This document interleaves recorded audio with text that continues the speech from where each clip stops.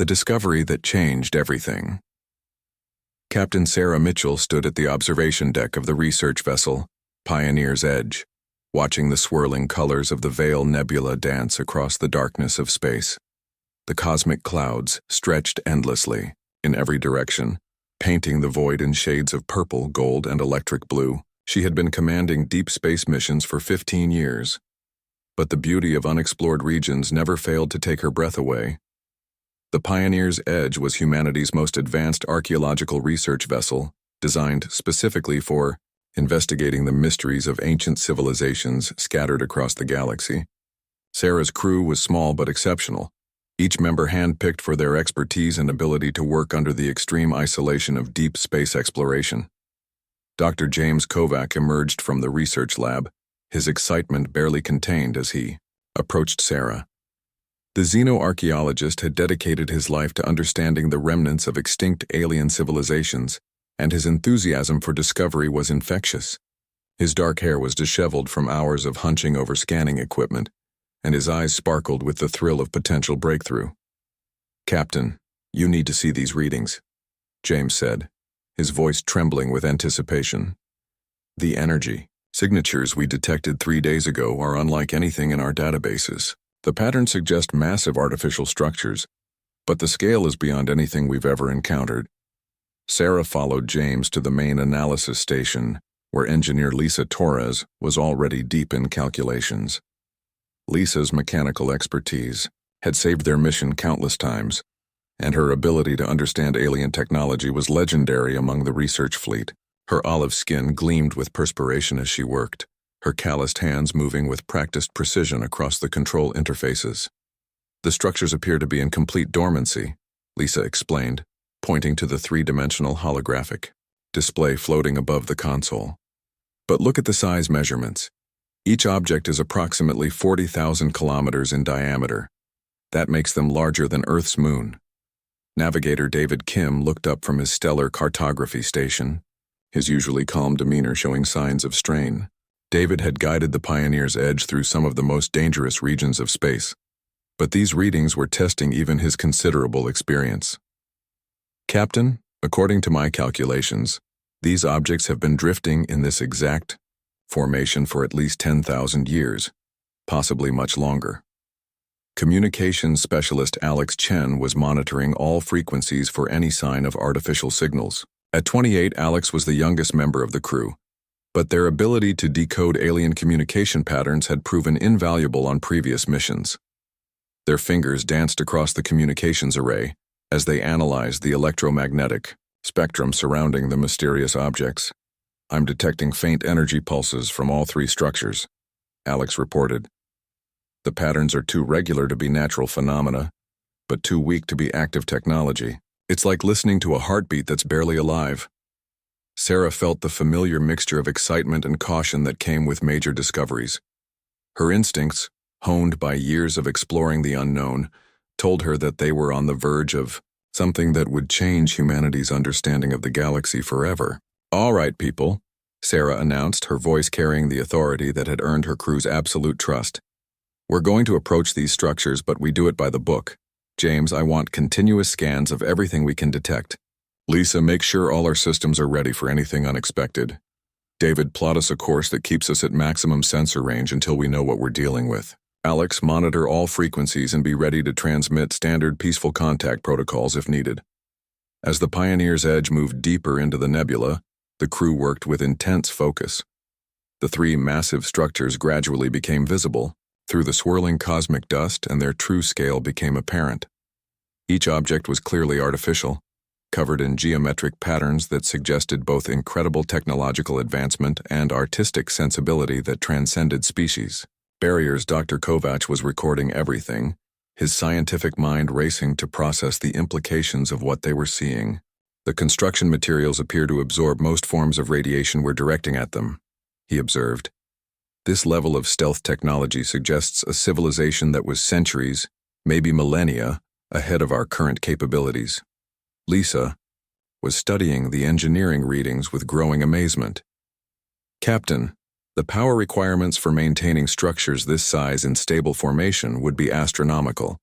Whatever civilization built these had mastered energy manipulation on a scale we can barely imagine.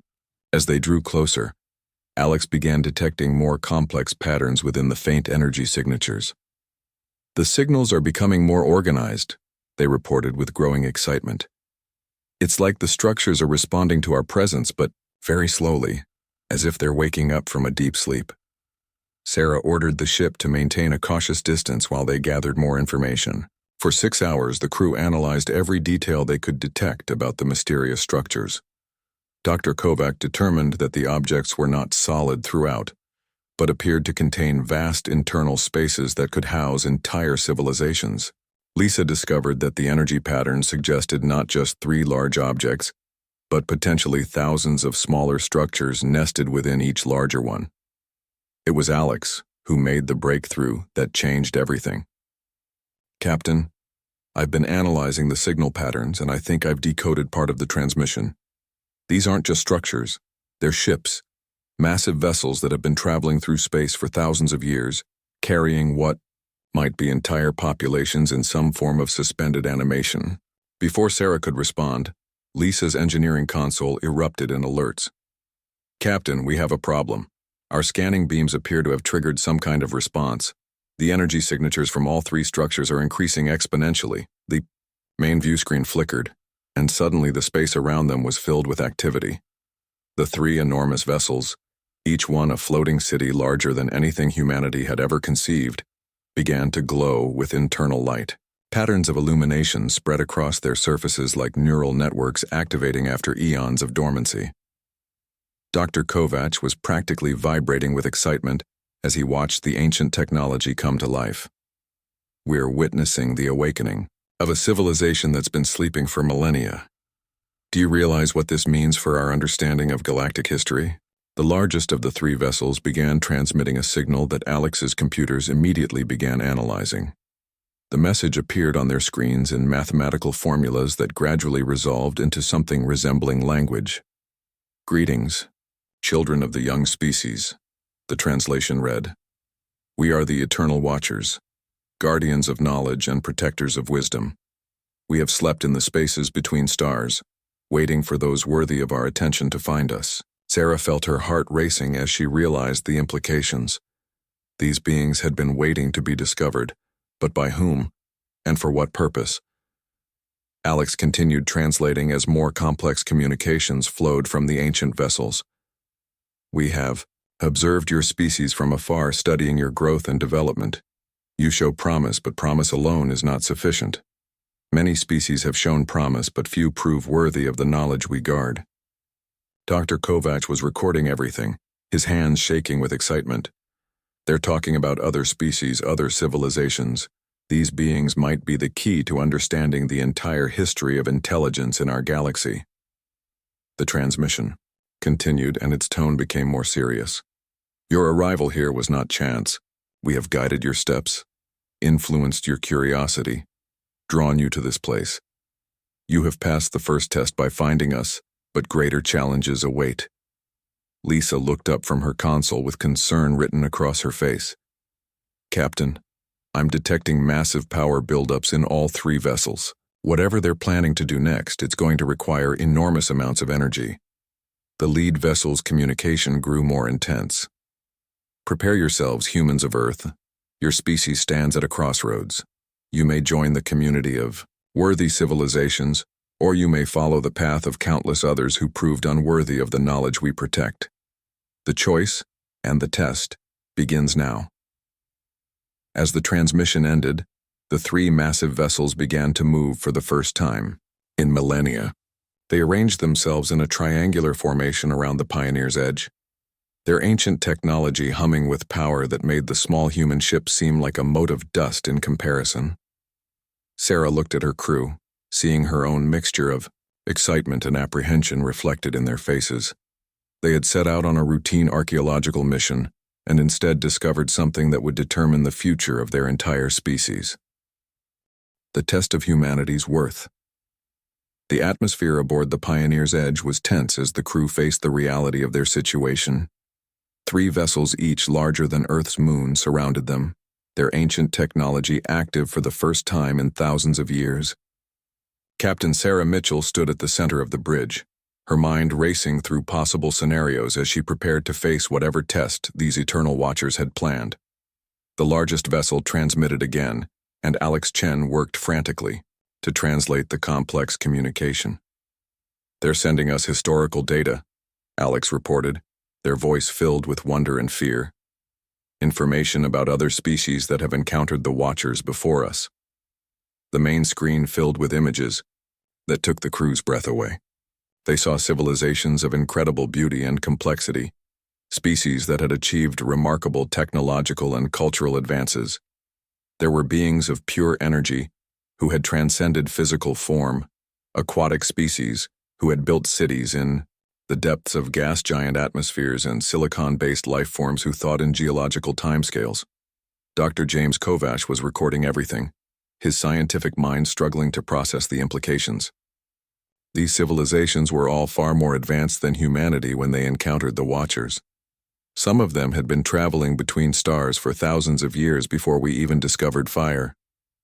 But as the historical record continued, a darker pattern emerged. The images showed the same civilizations in decline, their great works crumbling, their populations dwindling.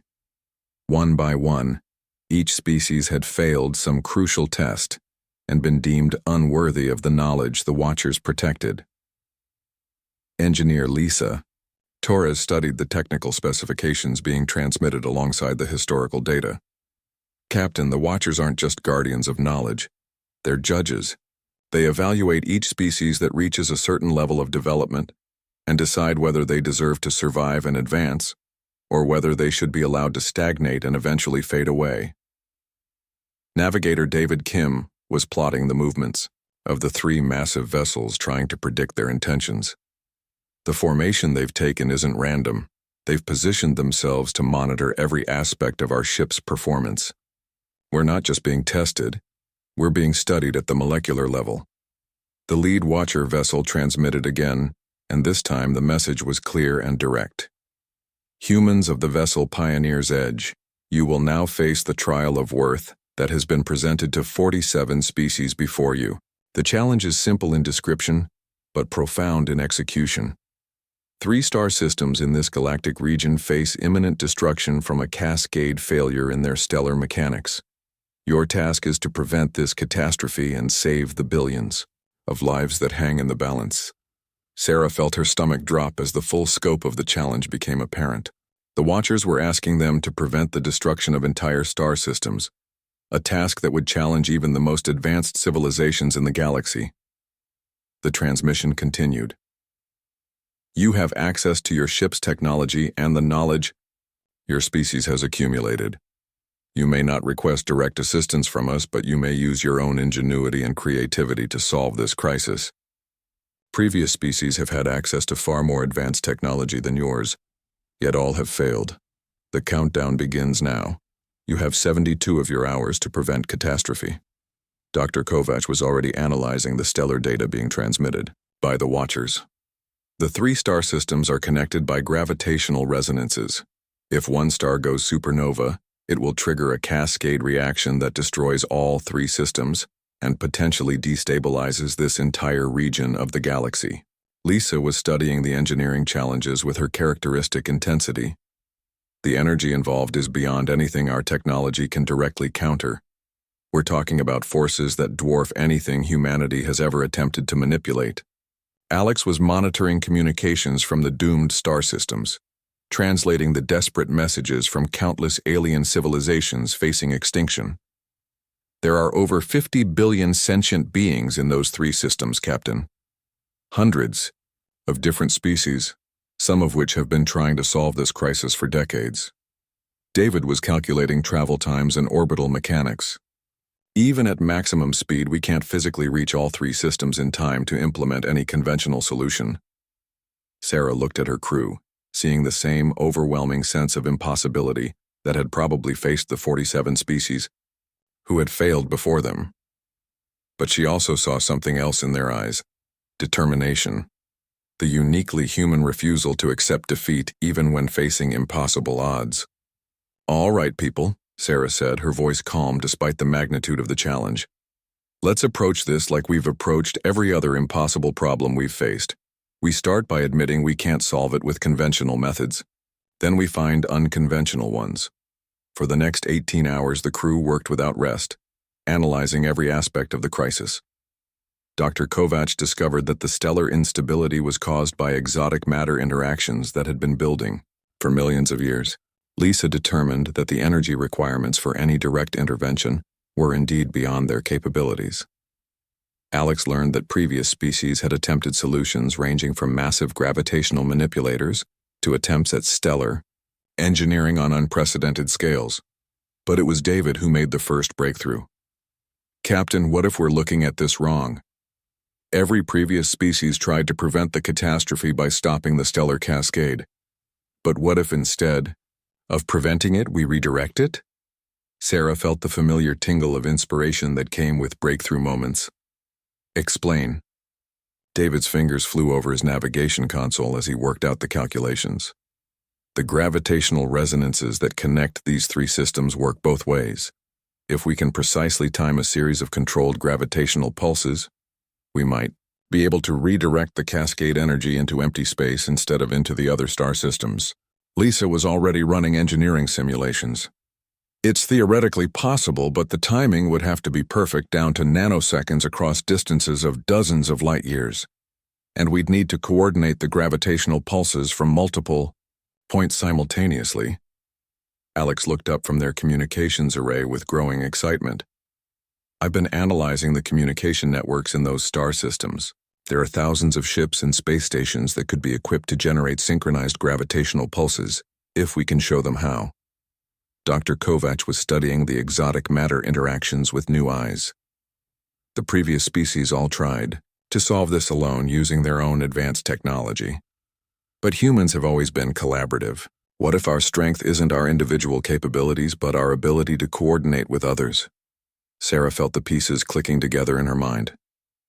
We turn this into a cooperation problem instead of a technology problem. We don't need to be more advanced than the other species. We need to be better at working together. The crew threw themselves into developing their unconventional solution. Instead of trying to stop the stellar cascade through brute force, they would coordinate thousands of vessels from dozens of different species to create precisely timed gravitational pulses that would redirect the cascade energy safely into space. Lisa worked with alien engineers to modify their ship's systems for gravitational pulse generation.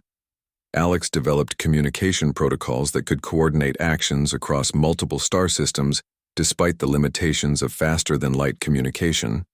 David calculated the precise timing and positioning requirements for each participating vessel. Dr. Kovacs studied the exotic matter interactions to predict exactly when and where each pulse needed to occur.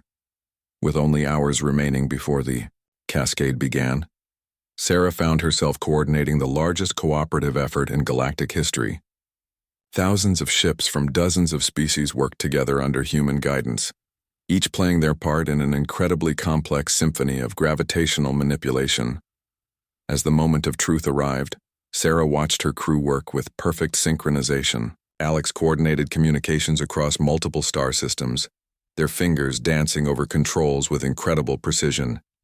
Lisa monitored the modifications to thousands of alien vessels, ensuring each one was ready to generate their assigned gravitational pulse. David tracked the positions of every participating ship, adjusting their plans in real time as conditions changed. Dr. Kovacs monitored the exotic matter reactions, calling out the precise moments when each pulse needed to occur.